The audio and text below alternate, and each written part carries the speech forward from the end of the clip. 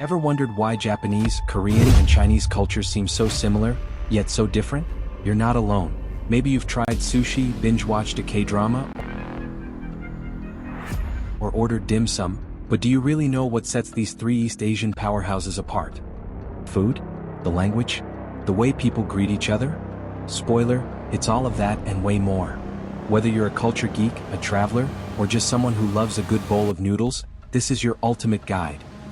Secrets behind their writing systems to why Koreans use metal chopsticks, Japanese avoid the number 4, and Chinese weddings love the color red. We're breaking it all down. Ready to finally tell these cultures apart? Let's go. To understand a nation's soul, we must first look to its roots, and China, Korea, and Japan each sprang from soil rich in myth, dynasty, and destiny. China is the eldest of the three, its history stretching back over 4,000 years to the Xia dynasty, often considered China's first. From the Shang and Zhou dynasties, came oracle bones and bronze casting, and with them written history. Confucius was born during this time, and his philosophy would go on to shape not just China but all of East Asia. The Qin dynasty gave China its name, and the mighty Han laid the foundation for Chinese identity that endures to this day. Korea's roots lie in Gojoseon, founded around 2300 BCE by the semi-legendary figure Dangun, said to be born of a heavenly god and a bear-turned woman. Korea's early history was marked by the three kingdoms, Goguryeo, Beach, and Silla, each competing for control of the peninsula. Buddhism flourished, Chinese culture was adapted, but Korean identity remained fiercely distinct. Later dynasties like Goryeo, from which the name Korea derives, and Joseon defined Korean culture, language, and governance. Japan's earliest legends tell of divine creation by gods Izanagi and Izanami. The Yamato period began around the 3rd century CE, laying the groundwork for imperial rule. Unlike China and Korea, Japan remained relatively isolated in its early years. Though it borrowed heavily from Chinese writing, religion, and governance, Japan molded these into its own image, shaping the Shinto belief system alongside imported Buddhism, and maintaining a continuous imperial line believed to descend from the sun goddess Amaterasu. Three nations, three mythic beginnings, each shaped by time, belief, and a destiny written not just in books, but in the hearts of their people. A flag isn't just a symbol, it's a story on fabric. And in East Asia, each flag tells a powerful tale of identity, philosophy, and geography. Let's start with China. The Chinese flag is bold red, with one large star and 4 smaller ones arranged in a curve. China, the red symbolizes revolution and unity. The big star? The Communist Party. The 4 smaller ones? The people, working together under one leadership. Geographically, China is massive, the 3rd largest country in the world. From the icy plains of Manchuria in the north to tropical rainforests in the south, from the deserts of Xinjiang to the misty mountains of Sichuan, China is a land of extremes. Mountains, rivers, plateaus, it's like a continent in itself. Next, South Korea. The Korean flag, or taegukgi, is full of philosophy. South Korea in the center, the red and blue yin-yang, called the taegyuk, symbolizes balance. Around it are 4 black trigrams from ancient I Ching, representing elements like heaven, earth, fire, and water. Geographically, South Korea is a mountainous peninsula. With rugged coastlines, dense forests, and modern cities nestled between hills, it's compact but breathtakingly diverse. And finally, Japan. The Japanese flag, known as Hinomaru, is simple, a red circle on a white background. Japan, it represents the rising sun, a symbol of energy, purity, and tradition. Japan is a string of over 6,800 islands, dominated by 4 main ones. It's mountainous, volcanic, and surrounded by ocean. Earthquakes and typhoons are part of life, but so are cherry blossoms, hot springs, and serene temples. 3 flags, 3 lands, 1 region where geography shapes destiny, and symbols speak volumes. At first glance, many outsiders may think the people of China, Korea, and Japan look nearly identical. But look closer, and the differences begin to reveal themselves. Let's start with China. With its massive geography, China is incredibly diverse. Northern Chinese often have broader faces, paler skin, and taller frames, while Southern Chinese may have slimmer features, darker complexions and softer jawlines. From the snowy steppes to the humid rice fields, China's population reflects the vastness of its land. Now to Korea. Koreans often have rounder facial structures with high cheekbones and a flatter midface. The nose tends to be lower bridged, and their eyes, often with a single eyelid, give a softer, monolid appearance. Skincare is a big part of culture, so you'll often see bright, dewy complexions and a polished look. Finally, Japan. Japanese features can include narrower faces and more angular jawlines. The nose bridge tends to be higher, and the eyes slightly wider apart. Their fashion often reflects subtle minimalism, with natural hairstyles and refined presentation being key. So, how do you tell them apart? It's not foolproof.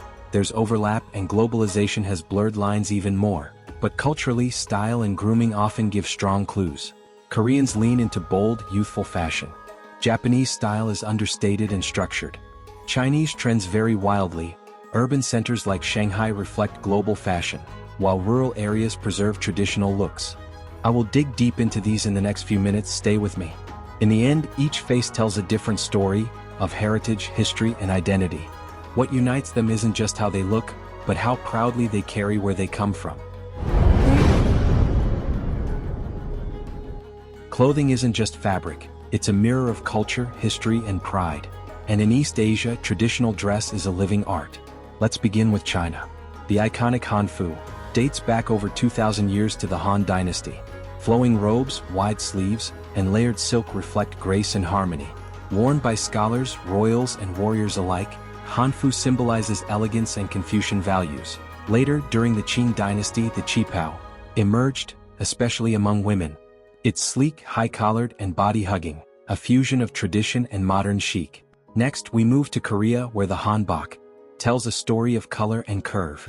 The women's hanbok features a short jacket called jeogori and a high-waisted, full skirt called chima. For men, loose trousers and longer coats complete the look. Bright colors were once reserved for royalty or special occasions, and every part, from the lines to the shades, reflects status, season, and symbolism. And in Japan, we find the timeless kimono. Structured, formal, and deeply symbolic, the kimono is an art form. Patterns change with the seasons. Cherry blossoms in spring, maple leaves in fall. Obi belts are tied with care, and every fold has meaning. Even the way you wear it, left over right, is crucial. For men, the style is simpler but still refined. While modern fashion now dominates the streets, these traditional garments remain sacred, worn during weddings, ceremonies, and festivals. Key takeaway: China, from dynasties to modernity. Hanfu, flowing robes from ancient times, now revived by youth. Qipao/cheongsam, fitted dress from 1920s Shanghai, symbolizing elegance. Symbolism: colors matter, red equals luck, yellow equals royalty. Japan, layers of tradition. Kimono, worn for festivals/weddings. Obi belt, indicates formality. Furisode, long-sleeved, unmarried women. Yukata, casual summer cotton kimono. Rules: left side over right, right over left is for the deceased. Korea, hanbok's vibrant lines. Hanbok, high-waisted, pastel or bright with jeogori jacket. Modern twist, stylized versions in K-dramas, Hotel del Luna. Occasions: Lunar New Year, weddings, Dole, first birthday. 3 countries, 3 styles. 1 region where every thread connects to history, and wearing tradition is an act of identity. If you've ever looked at East Asian writing and thought, wait, are these the same? You're not alone. At first glance, Chinese characters, Japanese kanji, and Korean hanja might seem interchangeable, but the truth is far more fascinating. Today, we're dissecting how these languages actually work, from their scripts to their grammar. Let's start with the oldest and most influential, Chinese. Yue cultural story. Let's begin with China, where it all started. Chinese, the logographic giant. Writing system, Hanzi, where every character tells a story. Chinese is the only major logographic writing system still in widespread use today. Unlike alphabets, where letters represent sounds, each Chinese character, Hanzi, represents a word or concept. No alphabet, thousands of characters. To read a newspaper, you need 3,000 characters. Scholars may know 8,000 plus, but even natives occasionally encounter unfamiliar ones. Simplified versus traditional. Mainland China uses simplified characters, e.g., for country. Taiwan, Hong Kong, and Macau use traditional e.g. Some characters differ drastically. Simplified dragon versus traditional. Tones, the make or break of meaning. Chinese is a tonal language. The pitch of your voice changes word meanings. Mandarin has 4 tones. Ma, mom, high flat. Ma, hemp, rising. Ma, horse, falling rising. Ma, scold, sharp fall. Cantonese takes it further with 6 to 9 tones, making it even trickier for learners. Grammar, straightforward but context-driven. Subject-verb-object, SVO, order, I eat rice equals what chi fan. No verb conjugations, instead time words indicate tense. I ate rice equals what chi fan lu, equals past marker. In no gender/plural forms, he, she, and they are all pronounced ta. 2 Japanese, a trio of scripts in one language. 3 writing systems in harmony. Japanese uniquely uses 3 scripts simultaneously. 1. Kanji, borrowed Chinese characters, about 2,000 in daily use. Same character, different readings. Equals mizu, Japanese, or sui, Chinese derived. 2. Hiragana, for native Japanese words and grammar. Example, tabamesu equals to eat. 3. Katakana, for foreign loanwords. Kohi equals coffee. Grammar, particles and politeness levels. Subject-object-verb, SOV, order. I eat rice is watashi wa gohan o tabamesu. Particles define roles. Wa is topic marker. O is object marker. Polite speech is mandatory. Casual, tabaru. Polite, tabamesu. Honorific, meshiagaru. 3. Korean, the scientific alphabet. Hangul, the cleverest alphabet in the world. Invented in 1443 by King Sejong, Hangul was designed to be easy to learn. 24 letters, 14 consonants plus 10 vowels, arranged in blocks. Example, Han equals plus plus. Can be learned in hours. UNESCO awards it as a literacy masterpiece. Hanja, Chinese characters are rare today, mostly seen in academic texts. Grammar, agglutinative and honorifics. Subject-object-verb order. I eat rice equals, nanun bapyul miagio. Agglutinative, stacks suffixes to modify meaning. Miakta, equals to eat.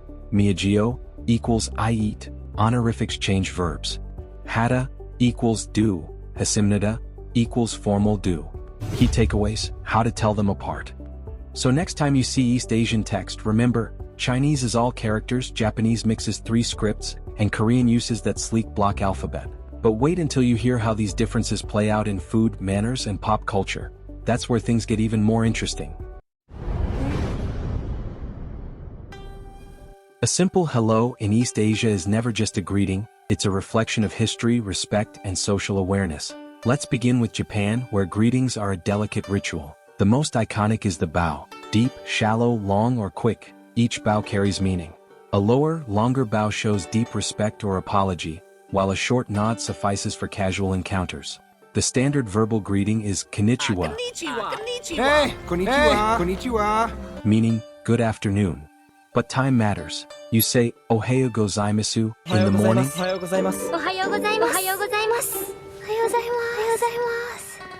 and konbanwa in the evening. Formality is key. Japan's social code places high value on honorifics like san, sama, or sensei. Korea too places great importance on respect and hierarchy, especially age. The most common greeting is annyeonghaseyo, a polite way to say hello. With close friends or younger people, it's shortened to annyeong. A slight bow or head nod often accompanies greetings, and when shaking hands, Koreans typically support the handshake with the left hand under the right arm or elbow, a sign of politeness. Titles like Sunbae, Senior, and Hubi, Junior, structure most social interactions. In China, greetings are more direct but still thoughtful. The phrase, ni hao, hello, is universally used. In formal settings, nin hao is preferred to show respect. Ni hao, ni hao. While handshakes are common in modern China, older generations still value a polite nod or verbal respect, especially toward elders. Addressing someone by their family name with a title such as Li Laosher, for teacher Li, reflects deep-rooted Confucian values. In each country, a greeting is more than just words. It's a gesture of honor, a bow to tradition, and an introduction to a deeper cultural rhythm. Dining etiquette. Chopsticks aren't the only rules. Food is more than sustenance in East Asia. It's community, culture, and celebration on a plate. And in China, Korea, and Japan, every bite tells a story. Let's start with China. China's cuisine is incredibly diverse. From the spicy heat of Sichuan to the sweet tang of Cantonese dim sum, every region has its own flavor identity. Meals are served family style with shared dishes in the center and rice bowls for each person. Chopsticks are the rule, and don't ever stick them upright in rice. That resembles a funeral offering. Meals are loud, lively, and full of laughter. And don't forget the tea, usually green, jasmine, or oolong. In Korea, dining is a social ritual. A typical meal includes rice, soup, grilled meat, and lots of banchan. Small side dishes like kimchi, pickled radish, and seaweed. Korean barbecue is a group experience. Grilling meat at the table, wrapping it in lettuce, adding garlic, sauce, and spice. Elders are served first, and younger diners pour drinks with both hands. It's respectful, warm, and always full of flavor. Now, Japan, where precision meets simplicity. A Japanese meal is beautifully arranged, often in individual trays. Sushi, tempura, miso soup, and pickled vegetables are common. Slurping noodles is polite. It shows you're enjoying the meal. Silence at the table is respected. And before you eat, always say itadakimasu, a phrase of gratitude. Though the customs differ, one thing is universal: food is a gift, a gesture of love, a way of honoring both people and tradition. 3 nations, 3 dining philosophies, 1 shared truth. At the table, culture comes alive. Key takeaways. China, the noisier the better. Chopsticks. Oh, never stick upright in rice, resembles funeral incense. Oh, tap your bowl if you want more food, but only casually. Drinking. Oh, toast ganbei. Mean bottoms up. Oh, elders get served first. Japan. Silence is golden. Chopsticks. Oh, passing food directly to another's chopsticks equals funeral ritual. Oh, rub cheap sticks together? Rude implies they're splintery. Drinking. Oh, never pour your own drink. Watch others' cups instead. Oh, say itadakimasu before eating. Korea. Sharing is caring. Chopsticks and spoon. Oh, metal chopsticks are slippery for a reason. Historically, silver detected poison. Oh, spoon for rice, chopsticks for banchan, side dishes. Drinking.